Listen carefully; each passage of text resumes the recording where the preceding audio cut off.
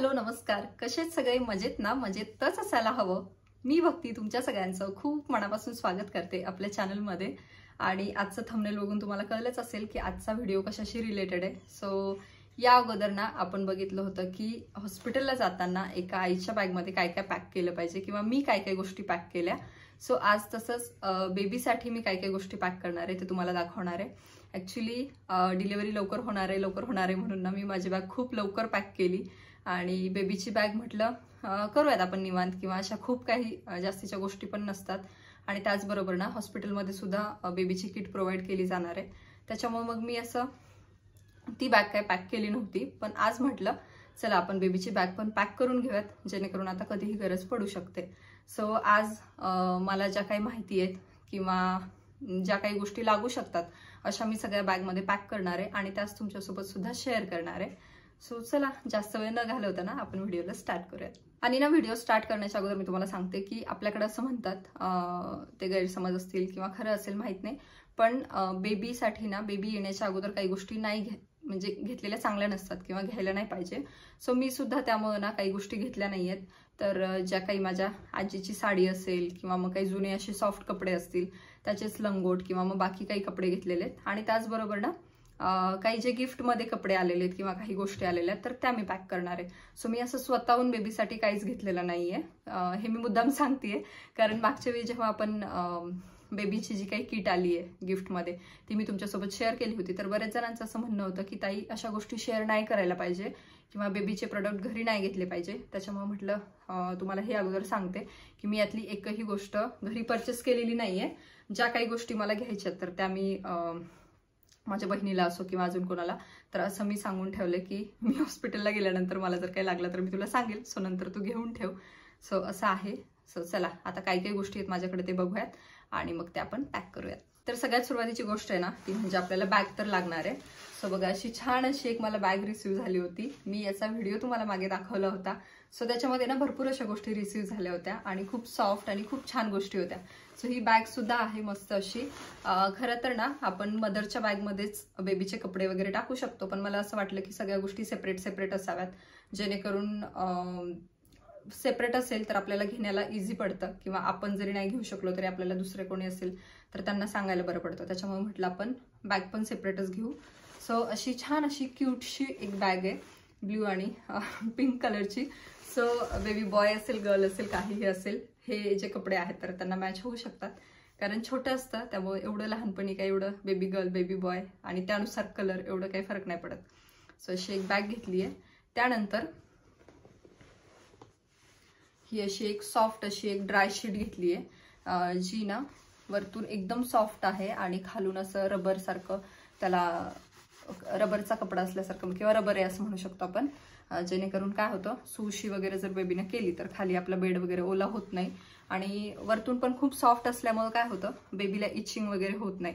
So मला असं वाटतं की तुम्ही जेवढे पण बेबीचे काही प्रोडक्ट्स घ्याल तर ते ना सॉफ्ट असावेत आणि थोडेसे महाग जरी असतील तरी चालतील, कारण आपण आपल्या गोष्टीमध्ये कॉम्प्रोमाइज केलं पाहिजे. पण छोटे बेबींचं कसं होतं स्किन खूप नाजूक असते, त्याच्यामुळे मग थोड्याशा चांगल्या गोष्टी घेतल्या तर बरं आहे. सो ही अशी एक ड्राय शीट आहे. त्यानंतर ना मी 2 टॉवेल घेतलेत. सो हा एक आहे टॉवेल आणि हा एक आहे. सो असे हे 2 टॉवेल्स घेतलेत, जेणेकरून आपण बेबीला रॅप करू शकू, कारण लहान असताना आणि आता थंडीचा पण सीझन आहे त्यामुळे मग त्याला गुंडाळण्यासाठी काही ना काही लागणारच आहे. सो हे असे 2 टॉवेल आहेत, जे की हे सुद्धा खूप जास्त सॉफ्ट आहेत आणि हे बघा बऱ्यापैकी मोठी साईज आहे, म्हणजे असं आपण डबल करून सुद्धा घेऊ शकतो. सो हे 2 टॉवेल. त्यानंतर ना त्याचबरोबर मी हे जे आजीच्या साड्या होत्या तर त्याचं सुद्धा घेतलंय. म्हणजे ह्या काय होतं, एकतर ह्या साड्या यूज केलेल्या असतात त्याच्यामुळे पहिले तर सॉफ्ट असतात आणि आत्ता सगळ्या गोष्टी निघाल्यात म्हणून, नाही तर पहिले लोक हेच यूज करायचे आणि काही गोष्टी घेत नसतात घरी, त्यामुळे मग एक्स्ट्रा कपडे तर आपल्याला लागणारच आहेत. त्यामुळे मग मी हे जुन्या साड्यांचे हे असे काही कपडे शिवून घेतलेले ताईने. सो हे बघा.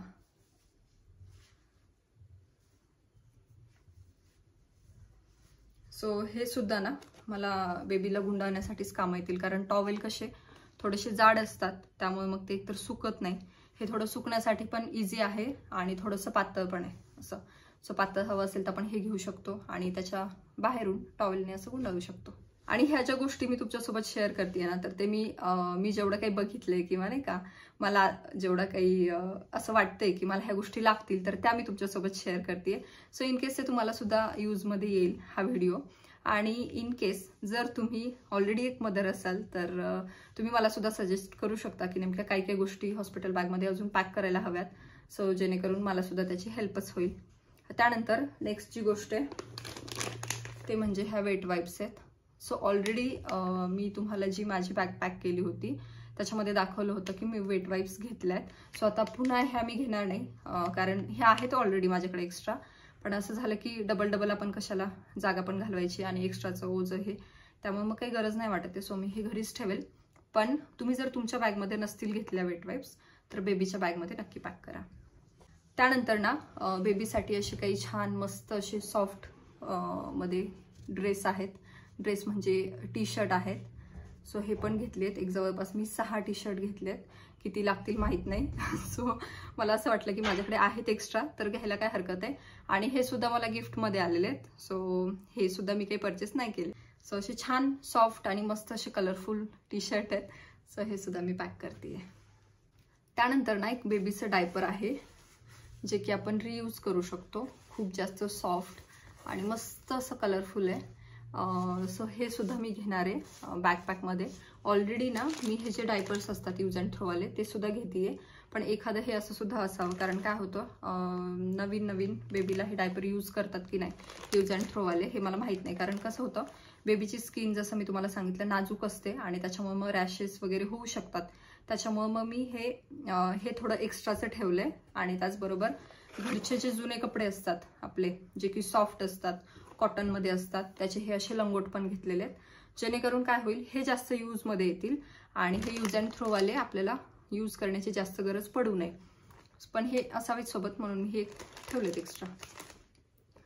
सो हे यूज अँड थ्रोवाले डायपर्स. त्याचबरोबर हे वाले एक डायपर घेतले मी, कारण हे एकच होतं माझ्याकडे गिफ्टमध्ये आलेलं ते घेतले. आणि त्यानंतर मग हे असे घरातल्या कपड्यांचे जे लंगोट असतात ना तर ते एक जवळपास 5 ते 6 ठेवलेत. कारण मग ते सुकतील नाही सुकतील, थंडी आहे सो एक्स्ट्रा असावेत म्हणून मग मी ते घेतलेत. आणि या सगळ्या ज्या गोष्टी आहेत ना तर ह्या मी 3 ते 4 दिवसाच्या हिशोबाने सगळ्या घेतल्यात.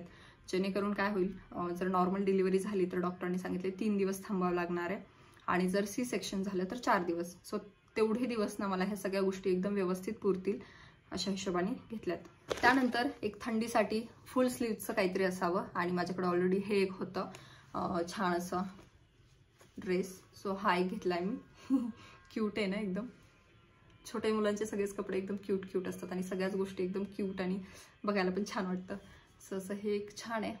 आणि अजून थंडीसाठी लागणार आहेत कारण बाकी जे आहेत ना तर ते मला स्लीवलेसमध्ये असे रिसीव्ह झाले होते. सो मी विचार केला आपल्याला तर घ्यायचं नाहीये. सो आपण जेव्हा हॉस्पिटलमध्ये ॲडमिट होऊ किंवा जेव्हा बेबी होईल तर त्यानंतर मग मी बाकी कोणाला तरी ते सांगेल परचेस करण्यासाठी. सो सध्यापुरतं मी हे एक घेतलंय. त्यानंतर हे एक रुमाल. याची पण तेवढी काही गरज लागणार नाही पण इन केस तोंड वगैरे पुसण्यासाठी जर लागलं तर म्हणून एखादा घेणार होते ॲक्च्युली मी. पण याचं पॅकेट होतं आणि हे व्यवस्थित पॅक राहील. कारण कसं छोट्या गोष्टी आहेत तर मग ते इकडे तिकडे गेले ना तर मग ते मिळत नाहीत आपल्याला वेळेला गरजेला. त्याच्यामुळे म्हटलं आहे असं पॅकेट तर हेच सोबत घेऊ. इन केस लागलं तर ठीकच आहे, नाही लागलं तर असंच्या असं वापस आणता येईल. सो हे रुमाल घेतलेत. त्यानंतर आता माझ्याकडे ना ॲक्च्युली थंडी आहे. कॅप थोडीशी चांगल्यामधली आणि अशी मोठी पाहिजे कारण ही थोडीशी मला पातळ वाटतीये. पण ठीक आहे सध्यापुरती. मी जसं म्हटलं की मी नंतर सांगेलच कोणाला तरी. सो तसं ही कॅप आणि हे सॉक्स आणि बाकी हे हँड ग्लोव्ज वगैरे असं आहे काय. सो हे छोटे ह्या पण गोष्टी घेतल्यात. त्यानंतर जी दुसरी गोष्ट आहे तर ती म्हणजे ह्या क्रीम्स घेतल्यात मी. ह्या पण माहीत नाही किती यूजमध्ये येतील कारण लोशन वगैरे यूजमध्ये येतील का नाही येतील. पण माझ्याकडे होत्या सो मी एक्स्ट्रा घेतल्यात. आणि बाकी अजून काही गोष्टी लागत असतील पण काय ना हॉस्पिटल प्रोव्हाइड करणारे बऱ्याचशा गोष्टी. सो मी थोड्याशा लिमिटेड गोष्टी घेतल्यात जेणेकरून जास्त आपल्याला उगाचच ओझं नको वागवायला. आणि तेवढी गरज पण नाही पडणार. सो त्याच्यानंतर ना आपल्याला बेबीला घेण्याची काही सवय नसते. आता फर्स्ट टाइम जर तुम्ही आई होणार आहे तर तेवढी सवय नसते. सो आता काही अशा कम्फर्टेबल आपल्याला वाटावं, बेबीला वाटावं, त्यासाठी काही गोष्टी आहेत. सो हे सुद्धा मला एक रिसीव्ह झालं होतं. याला काय बोलतात मला माहित नाही ऍक्च्युली. सो हे पण मी दाखवते तुम्हाला.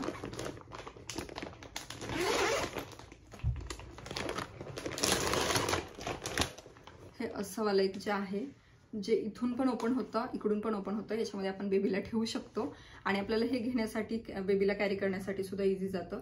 त्याच्यामुळे मग हे सुद्धा असं एक सॉफ्ट कपड्यामध्ये घेतलेलं आहे. आता याचं नाव जर तुम्हाला माहित असेल तर मला कमेंट करून सांगा. मला बऱ्याचशा गोष्टींची काही अजून बेबीच्या गोष्टींची नावं माहीत नाही आहेत. पण जर कोणाला ह्या गोष्टी किंवा याच्यापैकी जर काही हवं असेल ना, तर तुम्ही कुठल्याही ऑनलाईन साईटवरती तुम्ही असं टाकू शकता की न्यूबॉर्न बेबीसाठी काय काय हवंय काय, तर न्यूबॉर्न प्रोडक्ट टाकलं तरी सुद्धा येऊन जाईल. सो अशा सगळ्या गोष्टी आता मी बॅगमध्ये पॅक करणार आहे.